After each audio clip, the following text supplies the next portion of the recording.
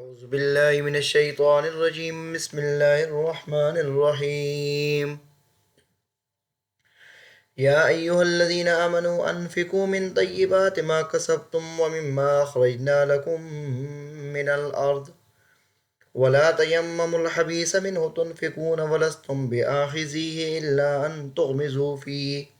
واعلموا أن الله غني حميد۔ انفاق فی سبیل اللہ کا مسئلہ چل رہا ہے اور ترغیب انفاق کے 3 پہلو بیان کیے جا رہے ہیں۔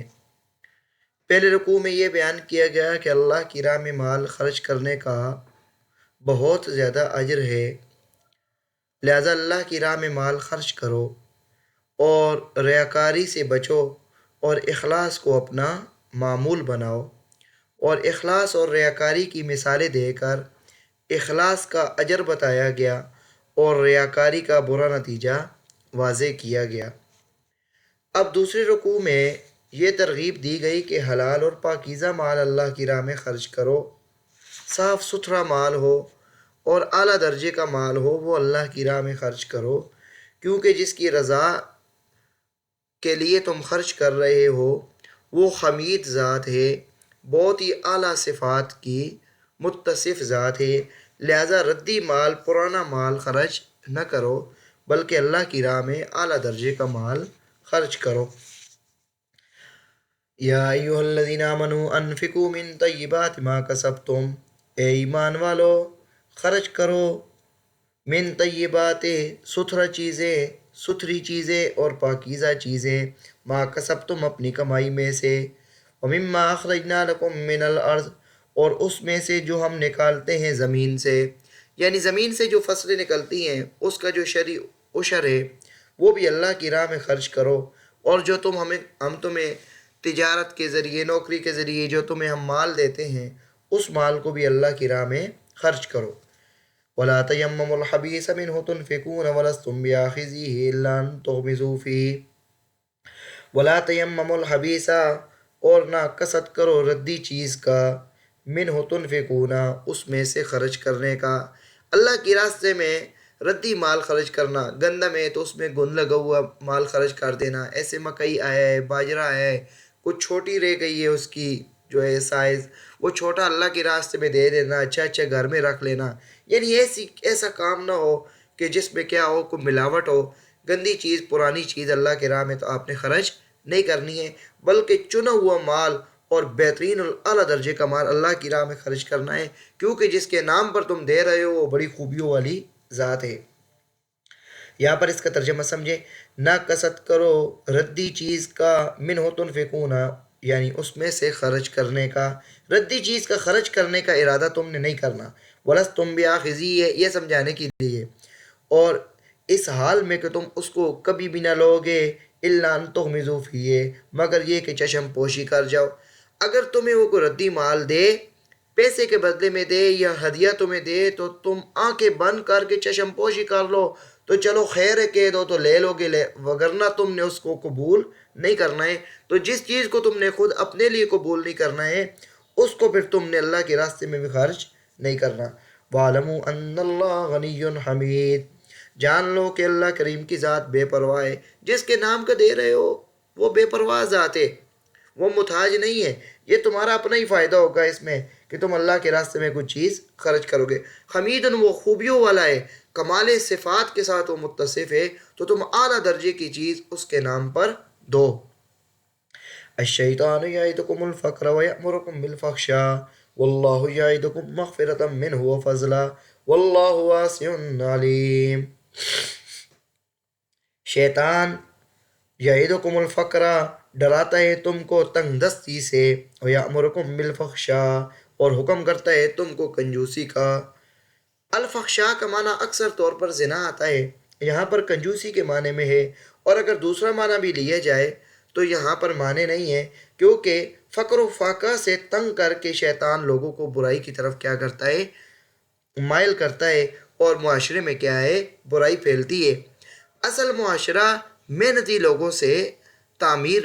پاتا ہے اور معاشرہ بنتا ہے نیک لوگوں کے ساتھ، جب نیک لوگ ہوں گے وہ اللہ کے راستے میں مال خرچ کریں گے تو جو بیوہ ہے، یتیم بچیاں ہیں، ان کو مال وقت پر پہنچے گا تو شیطان کے دھوکے سے وہ بچ جائیں گے۔ اگر زکوٰۃ کو دیکھ سن کر نہ دیے جائے، غیر مستحق کو گدا گر کو دے دیے جائے اور مستحق گھر میں بیٹھا رہے تو یہ نہ زکوٰۃ ادا ہوگی اور نہ مستحق کا کیا ہو، اس میں کوئی فائدہ ہوگا۔ تو زکوٰۃ دینے والا بہت احتیاط سے مال خرچ کرے تاکہ مستحق کو پہنچے اور دنیا سے کیا ہو، بھوک ختم ہو، افلاس ختم ہو اور برائیاں ختم ہو۔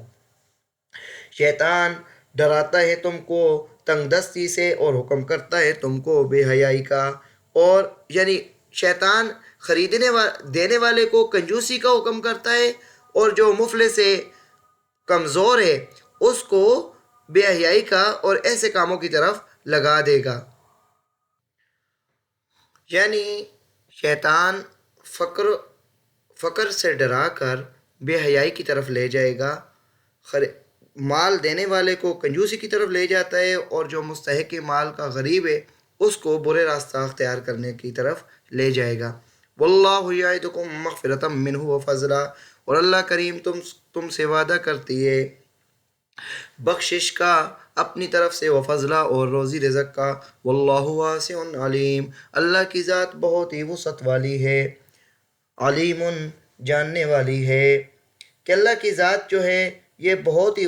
اس کے پاس کسی چیز کی کوئی کمی نہیں ہے، اور ہر ایک کو جاننے والا ہے کہ کون کس نیت سے مال خرچ کر رہا ہے۔ ان آیات کے بارے میں حضرت علی کرم اللہ وجہہ سے منقول ہے کہ یہ مفروض جو زکوٰۃ ہے،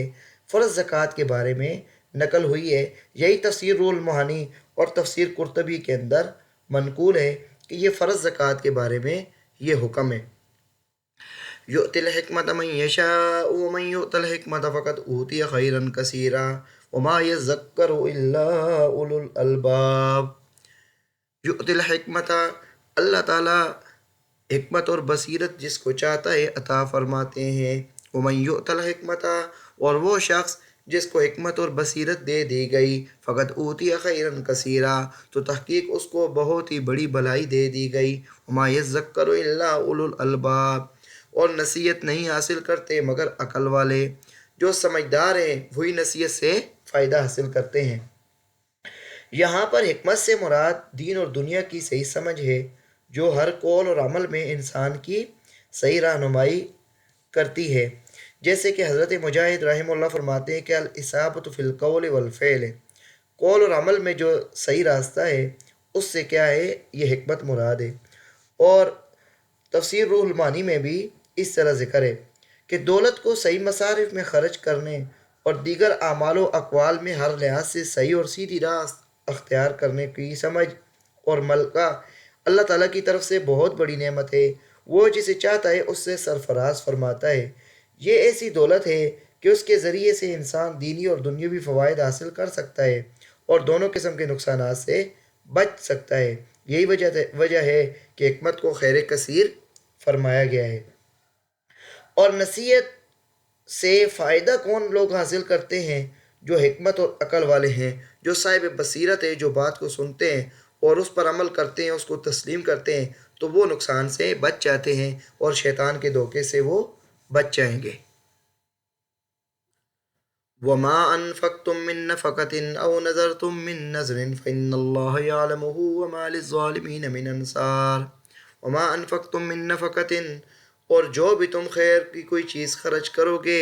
جو بھی تم مال خرچ کرو گے، او نذرتم من نذر، یا کوئی تم نظر مانو گے، نظر ماننا،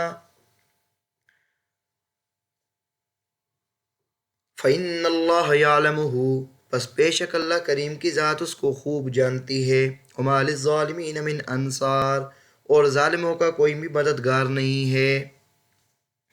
یہاں پر جو بھی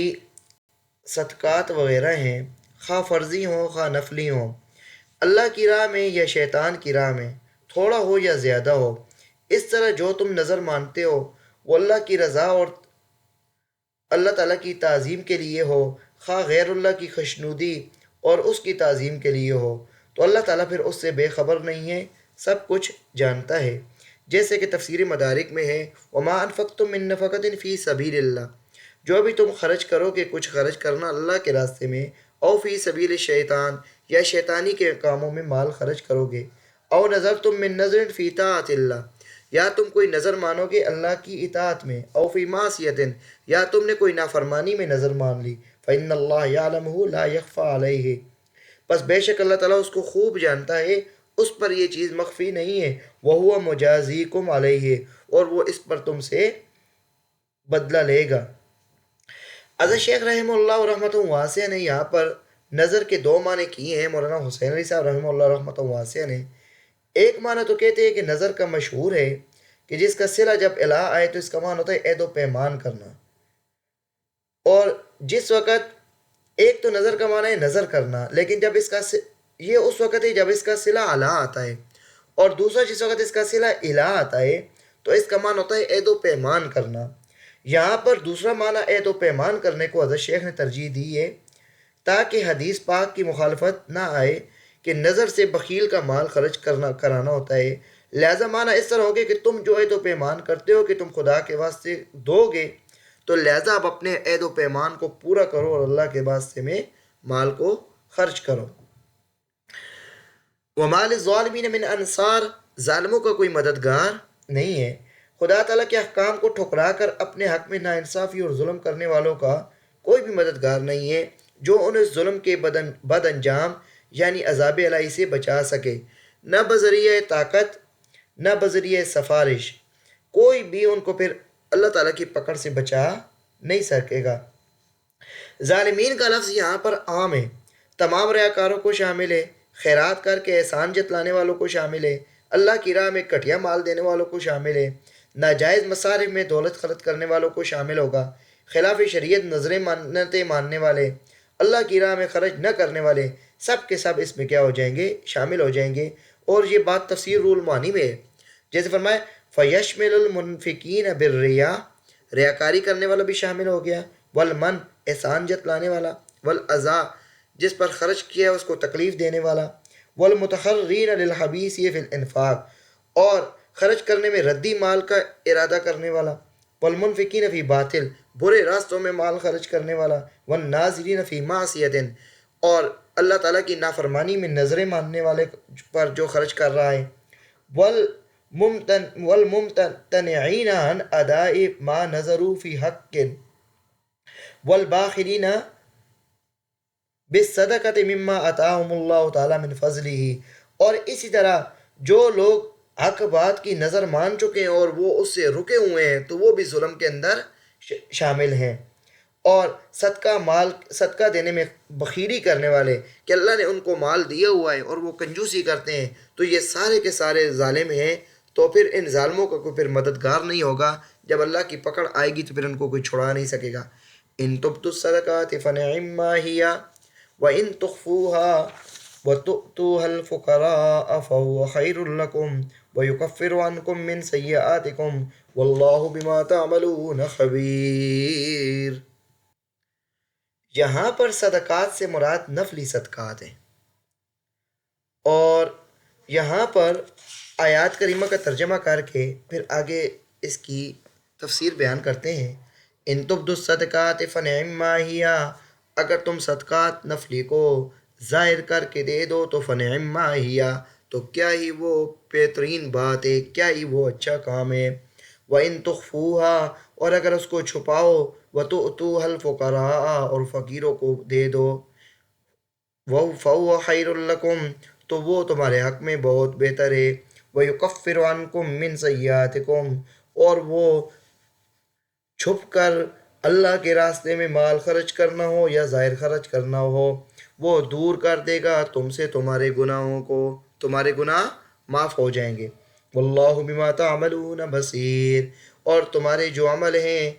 واللہ بما تعملون خبیر، اور تم اللہ کریم کی ذات تمہارے اعمال سے باخبر ہے۔ صدقات سے یہاں جمہور مفسرین کرام کے نزدیک نفلی صدقات مراد ہیں۔ مطلب یہ ہے کہ اگر نفلی صدقات اعلانیہ غریبوں کو دیے جائیں تو یہ بھی اچھے ہیں، کیونکہ اس سے دوسروں کے دلوں میں خیرات کا جذبہ پیدا ہوگا، اور اگر نفلی صدقات پوشیدہ طور پر مستحقین کو دیے جائیں تو یہ اعلانیہ دینے سے بہتر ہے، کیونکہ یہ ریاکاری سے بندہ محفوظ ہو جائے گا۔ اب آ جاتا ہے اعمال مفروضہ، زکوٰۃ ہے، صوم رمضان ہے اور فرض نماز ہے۔ تو یہ ظاہر کر کے کام کرنا کیا ہوتا ہے، یہ بہتر ہوتا ہے، تاکہ لوگ یہ نہ کہے کہ یہ فرض کو ترک کرنے والا ہے۔ تفسیر المعانی میں بھی یہی ہے، والمراد من الصدقات علی ما ذهب الیہ جمہور المفسرین صدقات التطوع، تطوع معنی نفلی صدقات یہاں پر مراد ہیں۔ اور تفسیر قرطبی کے اندر تھوڑی تفصیل ہے کہ ذهب جمہور المفسرین الی ان هذه الآیۃ فی الصدقۃ التطوع، کہ جمہور مفسرین اس طرف گئے ہیں کہ یہاں پر نفلی صدقات مراد ہیں، لأن الاخفاء فی افضل من الاظہار، کیونکہ اس میں ظاہر کرنے سے چھپا کر رکھنا افضل ہے۔ وَكَذَلِكَ سائر العبادات الاخفاء افضل فی تطوعها لانتفاء الرياء عنها وليس كذلك الواجبات، قال الحسن اظہار الزکوٰۃ احسن واخفاء التطوع۔ اس طرح کہتے ہیں باقی جو عبادات ہیں ان میں اخفاء افضل ہے نفلی کے اندر، کیونکہ ریاکاری سے پھر وہ بچ جائے گا۔ لیکن حضرت حسن فرماتے ہیں کہ زکوٰۃ کا ظاہر کرنا احسن بہترین ہے، اور نفلی صدقات کا چھپا کر کرنا یہ کیا ہے، یہ بہت ہی بہتر ہے۔ للفقراء الذين احصروا في سبيل الله لا يستطيعون ضربا في الارض يحسبهم الجاهل اغنياء من التعفف وما تنفقوا من خیر فلانفسکم وما تنفقون الا ابتغاء وجہ اللہ، اور جو بھی تم خرچ کرو گے بہترین چیز تو وہ تمہارا ہی اس میں فائدہ ہے۔ وما تنفقون الا ابتغاء وجہ اللہ، جب تک کہ تم اس کو خرچ کرو گے اللہ ہی کی رضا کے لیے۔ وما تنفقوا من خیر، اور جو بھی تم بہترین مال خرچ کرو گے تو اس کو پورا پورا تمہیں اجر دیا جائے گا، یوفی الیکم، تو پورا پورا اس کا تمہیں بدلہ دیا جائے گا۔ وانتم لا تظلمون، تمہارے اوپر کوئی کمی زیادتی نہیں ہوگی۔ للفقراء الذین احصروا فی سبیل اللہ، یہ مال خرچ کرنا ان فقیروں کے لیے ہے جو اللہ کے راستے میں روک دیے گئے ہیں۔ لا یستطیعون ضربا فی الارض، نہیں وہ طاقت رکھتے ہیں زمین میں سفر کرنے کی، چلنے پھرنے کی۔ یحسبهم الجاہل، گمان کرتا ہے ان کو نادان، اغنیاء بے پرواہ، من التعفف، سوال سے بچنے کے لیے۔ جب وہ سوال سے بچ رہے ہوتے ہیں تو لوگ سمجھتے ہیں کہ یہ کیا ہے، غنی ہے، ان کو کوئی ضرورت نہیں ہے۔ یہ اصحاب صفہ کے بارے میں آیت تھی، جو اللہ کے دین کی سربلندی کے لیے تعلیم حاصل کرتے تھے اور دن بھر کیا کرتے تھے، اللہ کے نبی کی خدمت میں رہتے تھے۔ تو 300 کے قریب یہ فقراء مہاجرین تھے جن کا کوئی کاروبار نہیں تھا، تو یہ سوال نہیں کرتے تھے، تو یہ ان کا حق ہے کہ ان کو دو۔ تعرفہم بسیماہم، اے مخاطب تو ان کو ان کی نشانیوں سے پہچان لے گا کہ وہ بھوکے ہیں، ان کو مال کی ضرورت ہے۔ لا یسألون الناس الخافا، نہیں مانگتے ہیں وہ لوگوں سے الخافا چمٹ کر۔ وما تنفقوا من خیر، جو بھی تم خرچ کرو گے خیرات، وإن اللہ بہ علیم، کہ بے شک اللہ کی ذات اس کو جاننے والی ہے۔ جو مہاجرین تھے، طلباء تھے، تو وہ لوگ دن بھر کیا کرتے تھے، اللہ کی راہ میں گرے ہوئے تھے۔ تو طالبین علوم جو دین ہیں ان پر وہ بھی مستحق ہیں، اور مجاہدین بھی سارے کیا ہیں، مستحق ہیں کہ ان کو یہ مال دیے جائے، کیونکہ دین کے کاموں سے اتنی فراغت نہیں ملتی کہ وہ خود روزگار کما سکیں۔ اصل میں یہ آیت کریمہ اصحاب صفہ کے حق میں نازل ہوئی تھی۔ یہ کم و بیش 300 فقراء مہاجرین تھے جن کا کوئی کاروبار نہیں تھا۔ یہ لوگ ہر وقت آپ کی خدمت میں حاضر رہتے تھے اور علم دین حاصل کرتے تھے، اگر ضرورت ہوتی تو جہاد میں بھی کیا ہوتے تھے، شریک ہوتے تھے۔ تو تعرفہم بسیماہم، سیما کا معنی علامت اور نشانی ہے، اور الحاف کا معنی اصرار، اور الحا یعنی مانگنے میں ضد کرنا اور لیے بغیر نہ ٹلنا۔ مطلب یہ ہے کہ ان کی مفلسی، ان کی چہرے کی ظاہری حالت ان کی عاجزی اور انکساری سے معلوم ہوتی ہے، مگر وہ کسی سے ہرگز سوال چمٹ کر نہیں کرتے۔ یہاں پر بھی فَإِنَّ اللَّهَ بِهِ علیم فرمایا ہے، پہلے فرمایا ہے فَإِنَّ اللَّهَ يَعْلَمُ وَمَا لِلظَّالِمِينَ مِنْ انصار، پھر آگے فرمایا وَاللَّهُ بِمَا تَعْمَلُونَ خبیر۔ اسی طرح وَاللَّهُ وَاسِعٌ علیم، یہ علیم، خبیر اور بصیر کے جو الفاظ ہیں یہ بار بار اسی لیے ذکر کیے جاتے ہیں کہ جب انسان میں یہ اس کے ذہن میں یہ خیال ہوگا کہ میرا رب میرے اعمال سے باخبر ہے، مجھے اچھا بدلہ عطا فرمائے گا، میرے اعمال کو دیکھ رہا ہے، وہ جانتا ہے